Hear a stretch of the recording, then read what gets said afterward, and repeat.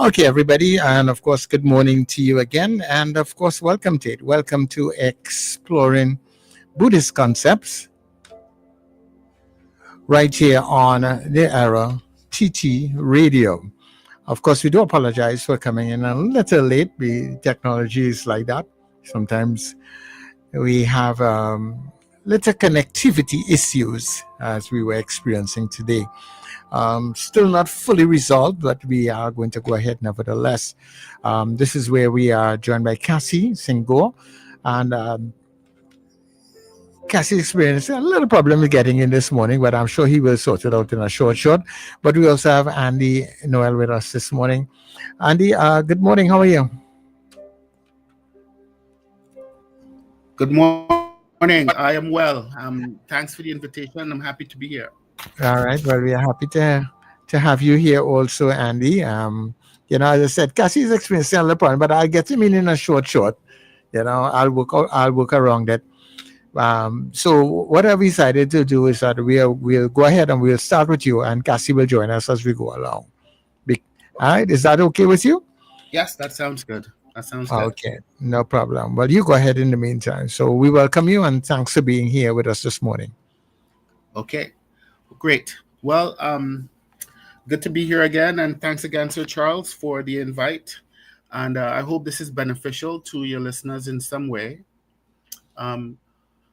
So today we want to talk about impermanence, one Buddhist concept called impermanence. But before I do that, I just want to give, because there are four. We're doing a presentation on a topic called the four reminders, and the four reminders are precious human birth, impermanence, karma, and samsara.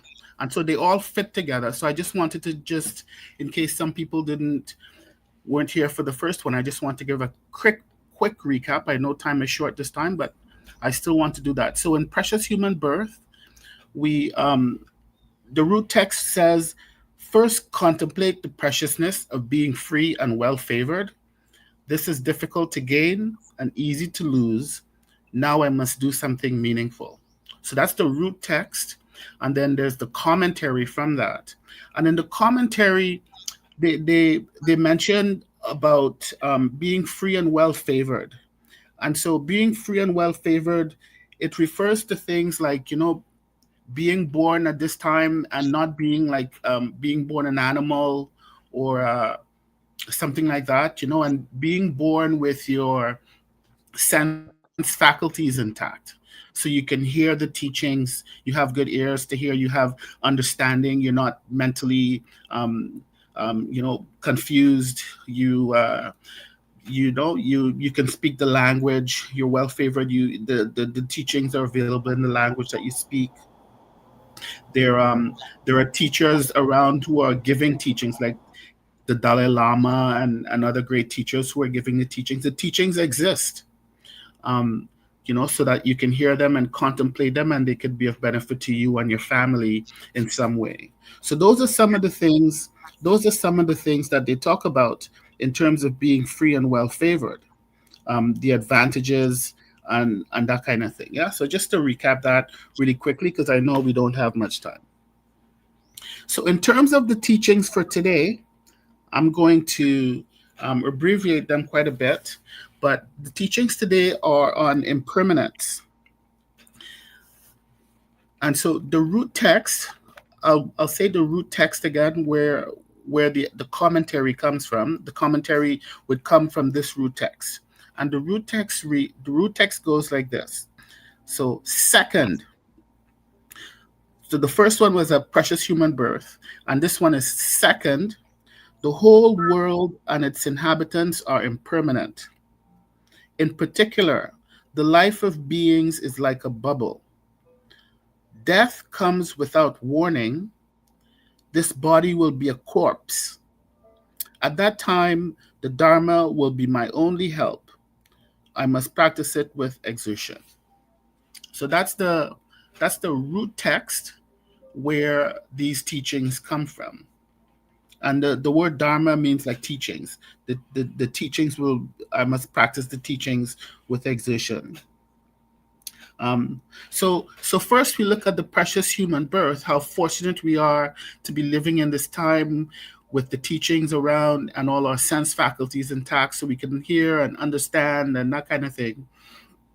But one of the things that this impermanence is referring to is that it's not going to last. This precious human birth that we have, one of the reasons why it's precious is because it's not going to last forever. It's impermanent. And so we should make the best use of it so that we can get the most benefit for ourselves and our family. You know, in modern times we say, when you have to beat in Trinidad we say, well, you have to beat the iron when it's hot. Or you have to make hay while the sun shine, or plant the seed when the conditions are right. So you have to, because if you don't do it now, you're going to lose the opportunity. So it's not going to last forever. Additionally, there's this example that they use in the Buddhist tradition. They say of all the animals in the animal kingdom, the elephant leaves the deepest footprint. Of all the animals, the elephant, the deepest footprint. And they say of all the teachings in the Buddhist tradition, the teachings on impermanence makes the biggest footprint, makes the biggest impact. So the teachings on impermanence are very, very important. Very, very important. And so there are two levels where we can where we explore the teachings on impermanence. And so there's a coarse level or a gross level and a subtle level. So so we look at those two and see what they're referring to. So on a gross level, we can see how things are impermanent, like a house. We can see that a house is impermanent. If you build a house and you just leave it, and you go back 100 years, you go 100 years from then, it's going to deteriorate. It's going to start. It's going to fall apart. Walls are going to fall down. The roof, they don't even need a tornado. The roof is going to fall apart. Um, so it's impermanent. That's on a gross level. At the same time, there's also a subtle level of impermanence. So it's not that today the house is brand new and tomorrow the house is broken down. But there's like every day between when you build the house and when the house fully deteriorate, every day between that there was some deterioration happening. That's on a more subtle level. That's on a level that you can't see in the moment, but deterioration is happening. That's kind of example of a subtle level of impermanence. So the gross level is you build it and it will get destroyed eventually, but the subtle level is continuously, even though you don't see it, it gets destroyed. Um, Something else to remember about impermanence, one of the things that we say about impermanence is that anything that is is created by causes and conditions, or anything that comes together will fall apart. So if you build a house, it's created by causes and conditions, the wood and the concrete and the steel and the workers and all of that. Anything that comes together by causes and conditions will eventually fall apart. And so for the house to fall apart, you don't have to destroy it with a tractor or demolition or a bomb or something like that. On its own, it falls apart just because of the fact that it came together due to causes and conditions. By the nature of it coming together under those circumstances, it falls apart. So that's an example of course. I'm going to give more examples, but that's an example of how. And so Charles, if you or anyone has any questions during, you can interrupt, or if I say something that's not clear and you need clarification, you can also do that. And I would, sometimes, I would definitely do that. And Cassie is also here, so he will jump in accordingly also. okay, great. And sometimes my because I live up in Toko, sometimes my internet connection is not stable at all, and that's why I can't do video. Audio is the best option. So if I fade out, please let me know and I could repeat. Or if it No problem. But so that far, it's been holding really well. So we have no problem with that. great.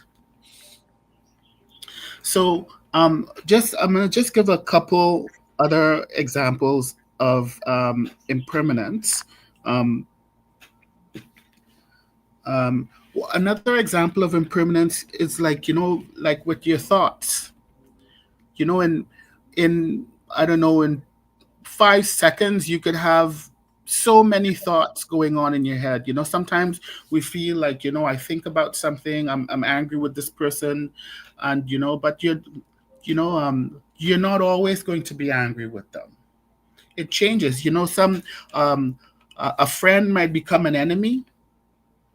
Sometimes the person that you love the most, your lover, your partner, your wife, your husband, might become your most hated person.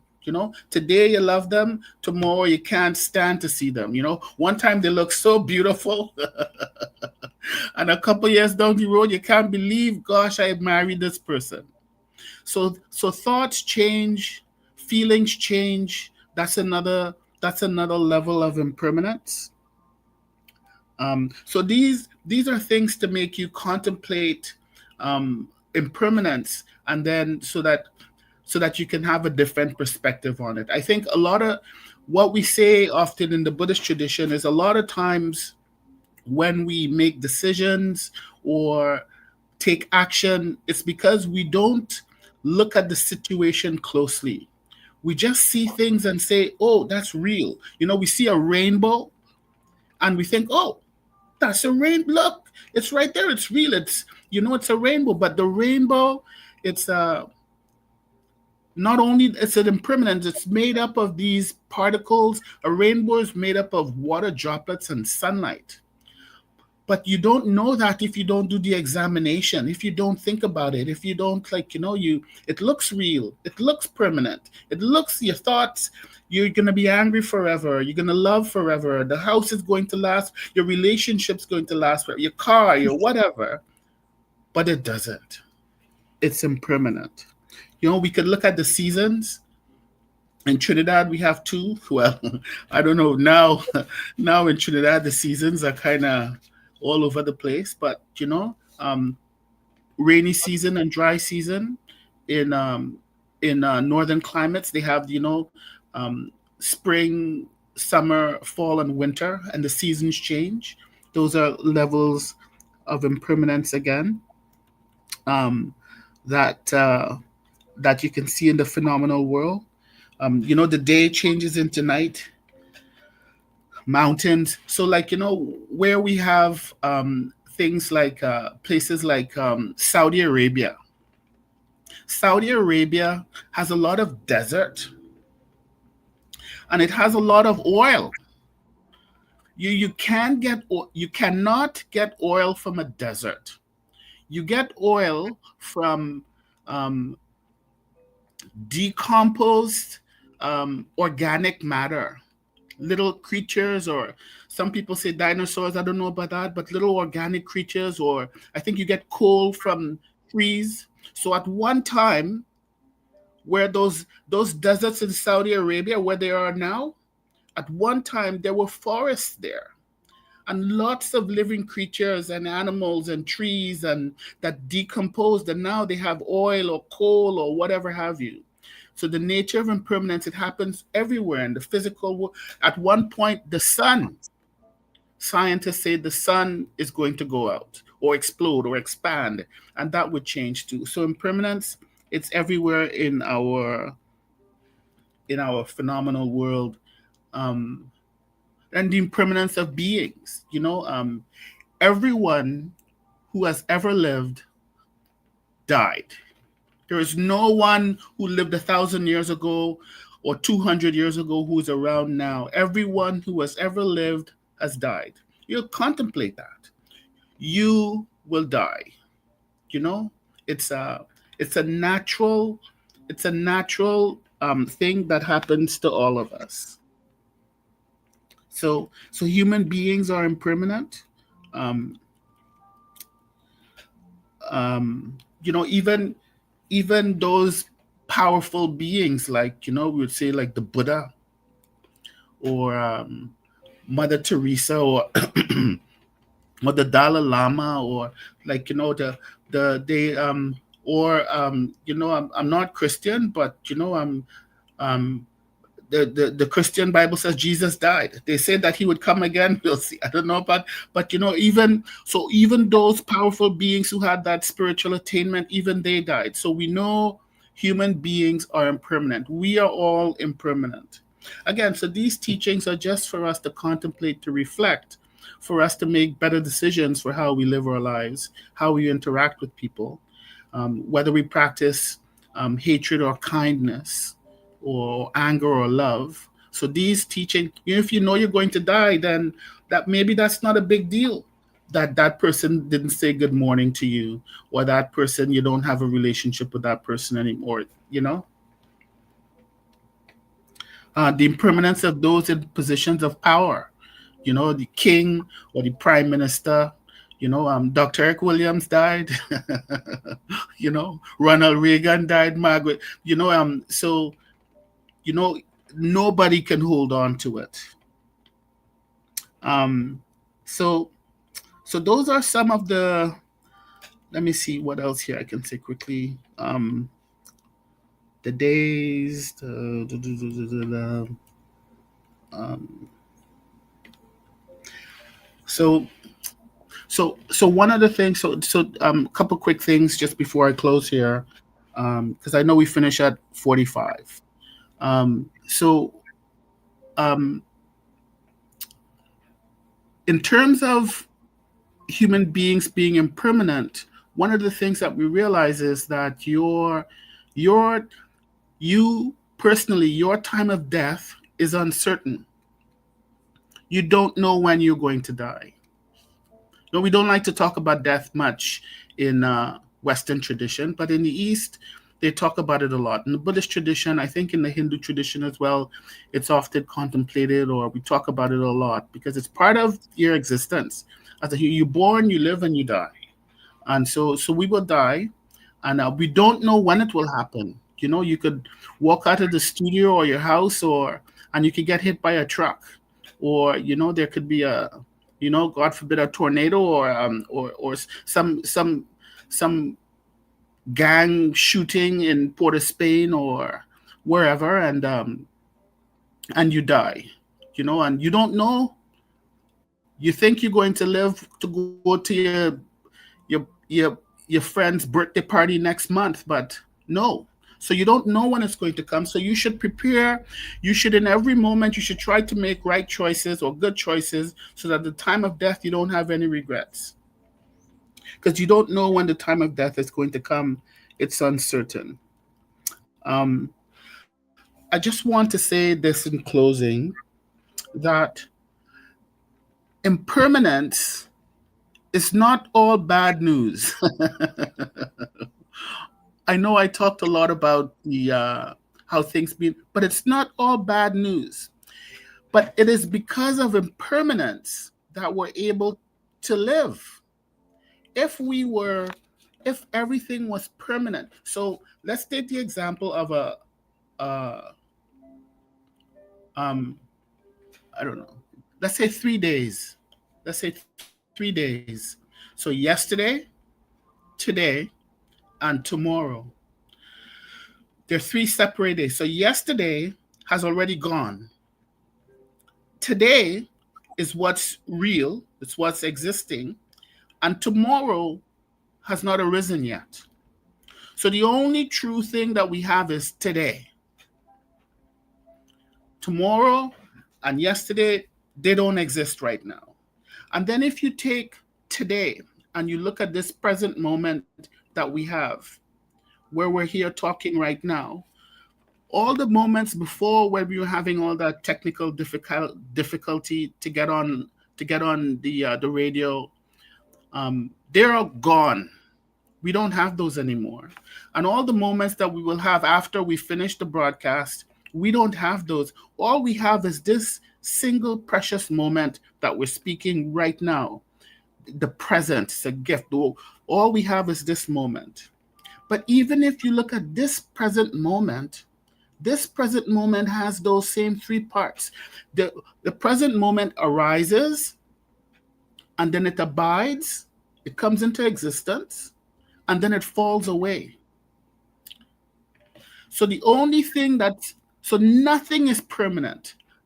Every single moment it changes. And so because this moment dies, the next moment can come into existence. If this moment didn't change, you would not be able to get old. So there's a story with this father, um, old father going with his daughter to see the Buddha to give a teaching. And the Buddha gave the teaching, and the teaching was an impermanence. And the father said to the Buddha, you know, Mr. Buddha, I don't like how you're giving all these teachings on impermanence, you know. It makes me feel bad. I don't really like that. And you know why you had to do that? And the daughter said, you know, I really like the teachings on impermanence because it allows me to grow up, to go to school, to learn, become an adult, have children, if it wasn't for impermanence. So impermanence is not a bad thing. There's two sides to it when you look at it. If it was not for impermanence, we would not get to the next moment. And so it's necessary for us to have impermanence. And so I will leave you with this. So the intention of this teaching is to contemplate the teachings on impermanence and recognize that this present life and moment that we have here, it's a gift. It's not going to last forever, and that we should use it wisely. So that's it for me for today. Thank you very much for listening. Thank you very much for the input. Cassie? Yes, Sir Charles. All right.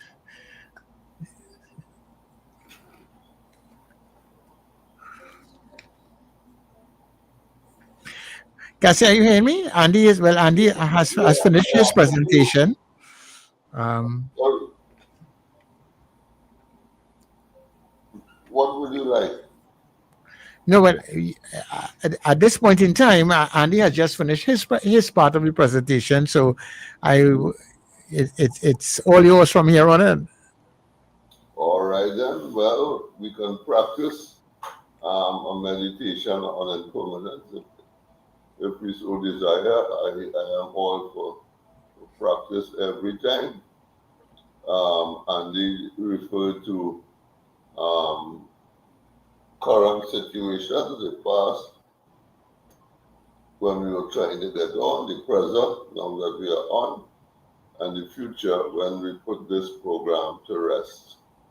So I invite everyone, whether you are standing, sitting, lying down, or walking, just to be aware of where you are presently, and to allow the attention, let the mind go to the breathing. So this includes you, Sir Charles. I hope that you will follow it. Yes, I am. Yes, I certainly do hope so. And you let the mind go towards the breathing. Know that when you are breathing in, you are breathing in, whether it's a long breath or a short breath. Know when you are breathing out, you are breathing out, whether it's a long breath or a short breath. So in breathing in, you can use the words, breathing in, I know I am breathing in. And in breathing out, you can use the words, breathing out, I know I am breathing out. or you can abbreviate it all with the words in, out.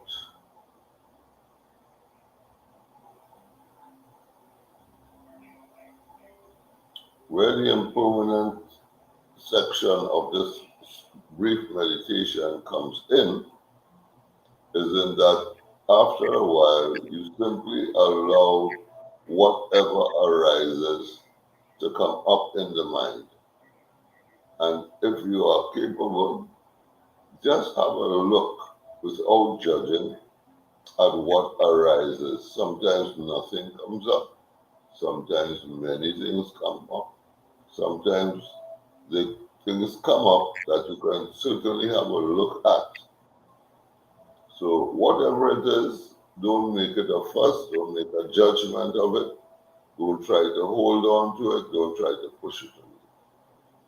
Just simply observe whatever comes up in the mind, and you will notice it's all changing moment to moment, actually.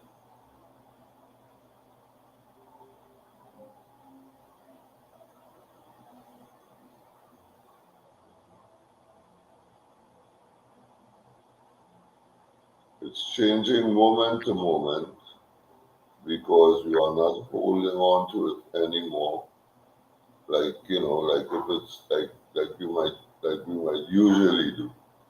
That might be our tendency to hold on to a thought, to hold on to what was happening before we came on the air, to hold on to what we are going to do when we come off the air. And that is the tendency we are looking at, whatever arises.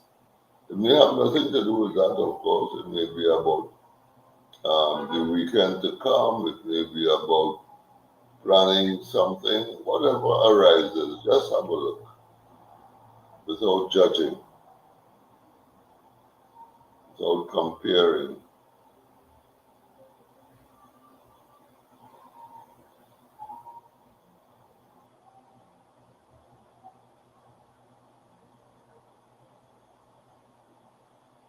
So I hope this is a start where we can all continue to do this on our own, maybe for 5 minutes or 10 minutes every day, morning and evening if we can. Just on impermanence alone, maybe for the next week until we meet again, so to speak. Just sit. Go to the breathing first. Know that you are breathing because you don't want to take that for granted as usual. You want to know you're breathing. You want to feel the breath entering and leaving. And then you simply let it go and see what comes up in the mind. So I'm going to leave it there. Let me thank Andy for coming on this morning. Thank you, Sir Charles, for hosting us. And may all be well with all our listeners, wherever they might be. Okay. Cassie, thank you very, very much. Andy, thank you so much for being here. Before you go, Cassie, in the breath, in breathing in and the breathing out, and as you said, recognizing that I'm breathing in and I'm breathing out, is it that I should be saying it like in my mind to keep track of it, or should I say it aloud? So as I'm breathing in, should I say in, or should I just think it? All right. So you have a choice. You have a choice. You can say it in your mind, or you can say it softly when the breath is going out alone. So you breathe in, and you are breathing out now, and you are using the number. So in the breathing out, you're saying one in your mind, you're saying one until right from the beginning of the out breath to the end. All right, that's an observation in itself.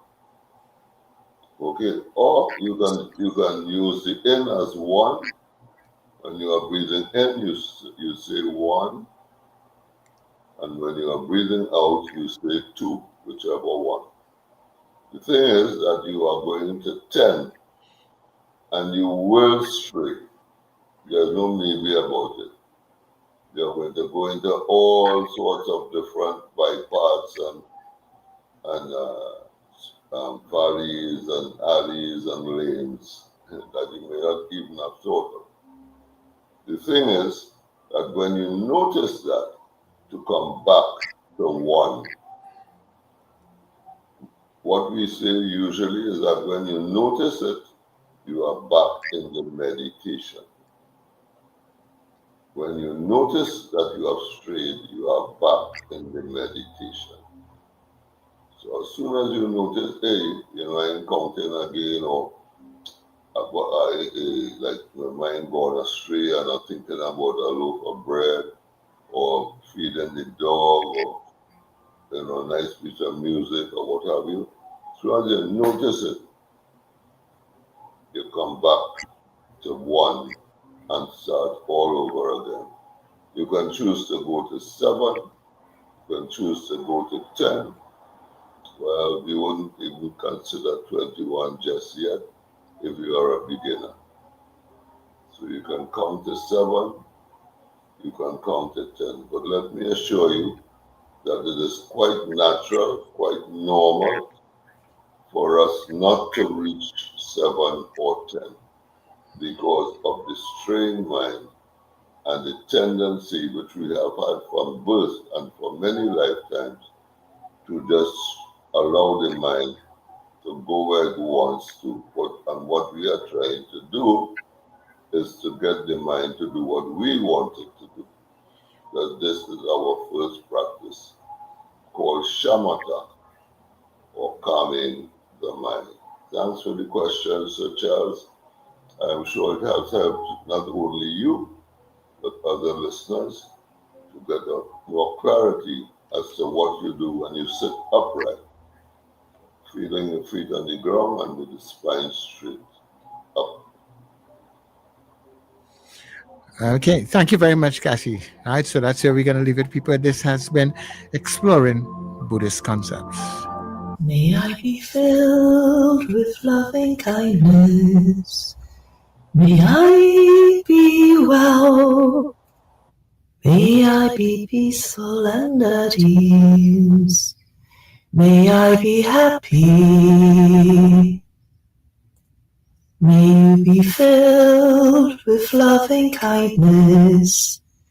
May you be well. May you be peaceful and at ease. May you be happy. May we be filled with loving kindness. May we be well. May we be peaceful and at ease.